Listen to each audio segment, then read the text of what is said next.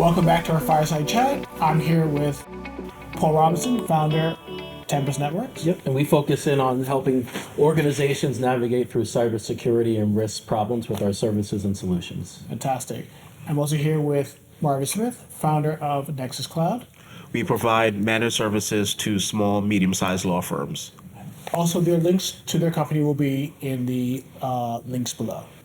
And I'm Adrian Libert, founder of Hudson Vilsack, creator of IMO for automated vulnerability scanning and reporting. Let's talk about AI and automation. I use automation.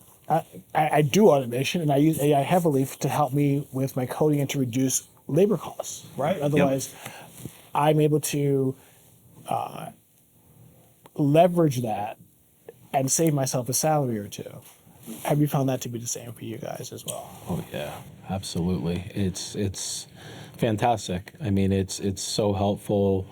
We live in this world of extremes. Everything's an extreme. We don't need to get down the rabbit hole of that. But with the AI extremes, it's of the devil, and it's just capturing all the data. And someday, the refrigerators are going to be shooting bazookas at us. And then you have the people that are like, I'm all in, like, I'm going to fire everybody and I'm just going to have computers and robots running my business. Like, there has to be a happy medium, which I try to strike in that there are so many ways that it makes life a lot easier for you, and it's just an enabler. It's a business enabler. I think that's the way that I try to talk about AI, is being a business enabler, just like the internet was. Remember when the internet came out in the mid 90s, then we had these extremes of one way or the other. It's like, it's just a business enabler. It just makes life a lot easier for and you. Skills change, and right? And skills has changed. You can say computers coming out in spreadsheets, accountants freaking out. Well, actually, no, it made your life a lot easier, a lot less error prone, and more accountants were hired, right? So, yeah, absolutely. For yourself? Definitely. It's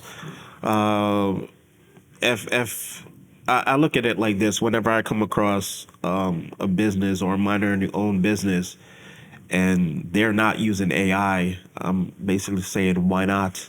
Yeah, absolutely. Why aren't you? Oh, I'm scared. Scared of what? It's coming, whether you like it or not. It's coming regardless. So it's whenever you were just talking about the .com era. Look at how many companies came out through the .com era. Half of them are not here anymore, but look at how many companies popped up. Right. So more was created than was lost. Exactly. So the fact that you have a solution that basically never sleeps, I don't know, why aren't you using it? That's the question. Right. Absolutely. So, as a small firm, I found this is for myself. Automation allows me to extend my reach that normally wouldn't be able to do. Have you guys found that to be the same for you as well? And how are you using automation now? How do you think you'll be using automation in the future as things become actually something easier to deal with going on? Yeah, I have a weird way that my brain works with thoughts and everything.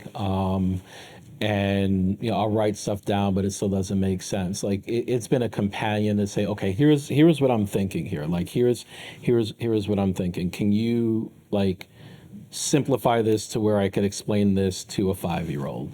And then it will spit something out, and I'm like, oh, that's how I wanted to say it. Right. That's how I wanted to say it. Or large documents like contracts. I know contracts that I read. Like, it's not my source of truth for law, and I know you work with lawyers, and they're going to see this. I'm not saying replace your lawyer, but basic. Neither's Marvin. No. But just basic language to say, okay, what am I missing here in this proposal that I got? Or what am I missing on this proposal that I'm sending out? I should put in, not legal stuff, but just basic language has been super helpful. It's the summary of the emails is super helpful as well. I get these long emails. I'm like, no. Or even RFPs, responding to RFPs. Yeah, I find it very useful. Can you just take can you distill this to 3 pages of things that I need to know? Keywords, and then boom, and then go. So using that AI/automation in terms of for sales, in effect, to respond more quickly. How are you using automation in your business? So we're using it when it comes to intrusion detection. We have an automation piece in the back end. What I want to start using it for is basically for client onboarding when they bring on new employees. All they have to I'm thinking just have something where they just type in their name that generates the email on the back end, takes care of a lot of the licenses.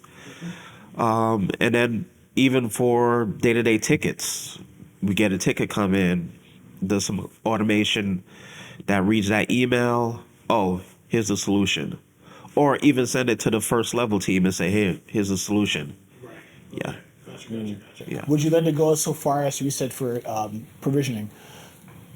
Would you allow it to go to automatically like add a license to your overall pool of licenses for say Office 365 or something like that? Would you let it go that far? Yeah, I would let it go that far. Or even when it comes to offboarding, just take that license back and just put it back in the pool. Right. Yeah. Back in the pool. Yeah. Right. Okay. And I think you're in a good spot because Copilot is Yeah. so amazing. It's such a strong tool. So being a Microsoft shop, the the ways that you could work through Copilot and automate, it'll put you in an amazing. I mean, it's Azure 2.0 again. It's like Exactly. no one knew how to use Azure. No one knows how to use Copilot. You're just running that whole thing again. Yep. That's great. That's really good.